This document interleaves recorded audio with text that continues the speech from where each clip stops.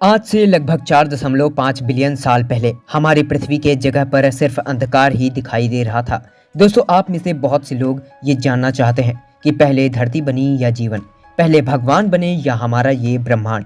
और अगर दुनिया को बनाने वाले भगवान हैं, तो भगवान को कौन बनाया है और भगवान के पहले इस पूरे ब्रह्मांड में कौन रहता था।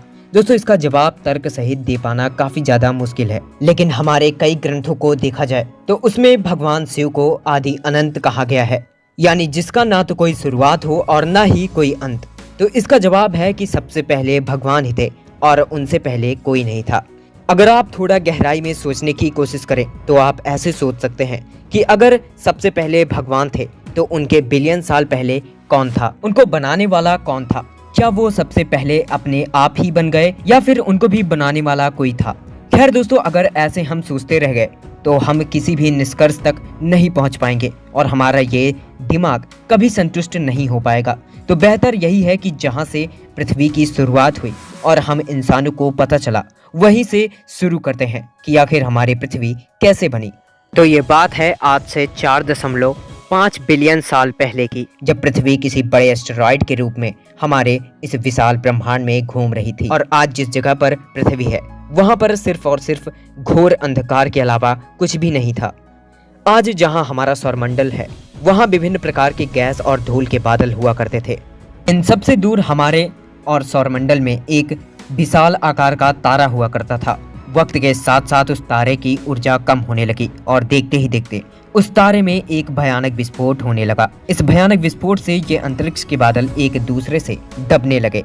इस दौरान बादलों में स्थित धूल के कण दबाव और गर्मी के कारण बड़े उल्कापिंडों में परिवर्तित होने लगे। इसी दबाव की वजह से इन बादलों में मौजूद रेडियो एक्टिव सब्सटेंस ने ग्रेविटी का निर्माण किया। ग्रेविटी की वजह से हाइड्रोजन और हीलियम इकट्ठा होने लगे, जिसकी वजह से फिर से एक बार विस्फोट होता है और इस विस्फोट की वजह से हमारे सूर्य का जन्म होता है। अंतरिक्ष के एस्टेरॉयड में भारी वजन की वजह से सभी एस्टेरॉयड सूरज के करीब आकर उसके चारों तरफ घूमने लगे। धीरे धीरे एक एस्टेरॉयड दूसरे एस्टेरॉयड के पास होने की वजह से आपस में टकराने लगे, जिसकी वजह से मरकरी, वीनस, अर्थ और मार्स जैसे ग्रहों का निर्माण होता है।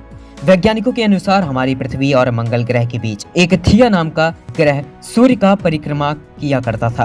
पृथ्वी पर ग्रेविटी होने की वजह से सूरज के पास घूम रहे एस्टेरॉयड अब पृथ्वी के चारों तरफ घूमने लगे और साथ ही करोड़ों सालों तक ये पृथ्वी पर गिरते रहे। ऐसी ही घटना हमारे पड़ोसी ग्रह थिया पर भी हो रही थी, जिसके कारण धीरे धीरे थिया पृथ्वी के पास आने लगा और आकर पृथ्वी से टकरा गया। इस भयंकर टकराव से पृथ्वी के हिस्से कणों के रूप में अंतरिक्ष में फैल गए और पृथ्वी के चारों तरफ घूमने लगे और एक बार फिर घूम रहे कणों में आपसी टकराव होने लगा, जिसकी वजह से हमारे चांद का निर्माण हुआ। उस वक्त पृथ्वी पर 1900 डिग्री सेल्सियस तापमान के लावे लगातार उबल रहे थे। वक्त के साथ साथ पृथ्वी लगातार धीरे धीरे ठंडी हो रही थी, जिसके कारण पृथ्वी के रेडियो एक्टिव सब्सटेंस पृथ्वी के केंद्र में जाकर इकट्ठा हो गए। वहीं दूसरी तरफ हमारे सौरमंडल में चांद भी एक आग के गोले के समान आसमान में दिखाई दे रहा था। यही वो समय था जब हमारे चांद को इन एस्टेरॉयड की वजह से छोटे गड्ढे और दाग मिलने वाले थे। चांद हमारी धरती के इतना करीब था कि आज के कंपैरिजन में हमारी पृथ्वी को 25 गुना ज्यादा प्रभावित करने वाला था। उस समय पृथ्वी पर एक दिन सिर्फ 6 घंटों का होता था और इसके कारण पृथ्वी पर लावा की लहरें आज की समुद्री लहरों से 20 गुना ज्यादा ऊपर तक उठती थी।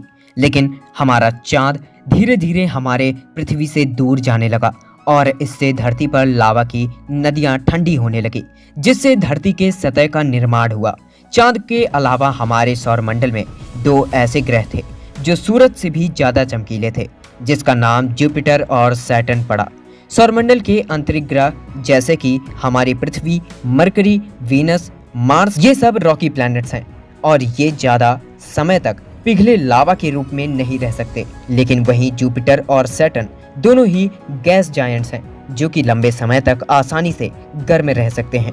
धरती के जन्म के इस समय काल में जुपिटर का तापमान करीब 5000 डिग्री सेल्सियस और सैटर्न का तापमान करीब 3000 डिग्री सेल्सियस पहुंच गया था। इसका मतलब है कि जुपिटर उस वक्त हमारे सूरज से भी ज्यादा चमकीला था। जैसा कि वैज्ञानिकों का दावा है कि तारे अपने जीवन के साथ साथ और चमकीले होते जाते हैं और उस समय हमारा सूरज आज से 30% कम चमकीला था।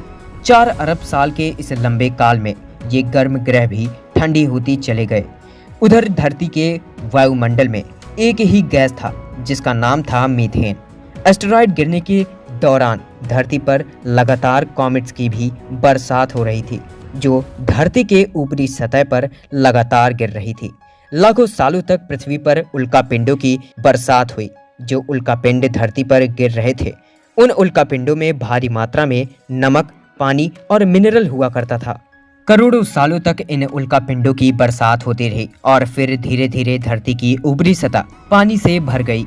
वैज्ञानिकों के मुताबिक यही वो वक्त था जब गहरे पानी के अंदर निकलने वाले ज्वालामुखी से पहली बार सूक्ष्म जीवों का निर्माण हुआ। लाखों सालों बाद एक वक्त ऐसा आया जब पृथ्वी की सतह पानी से ढक गई। हमारी पृथ्वी सबसे अंदर का कोर रेडियोएक्टिव सब्सटेंस से बनी होने की वजह से हमेशा गर्म होता रहता है, लेकिन जब भी पृथ्वी का ऊपरी जमीन ठंडी हो जाती है तब पृथ्वी के अंदर की गर्मी बाहर नहीं निकल पाती, जिसके कारण ज्वालामुखियों का निर्माण होता है। और उस वक्त भी कुछ ऐसा ही हुआ।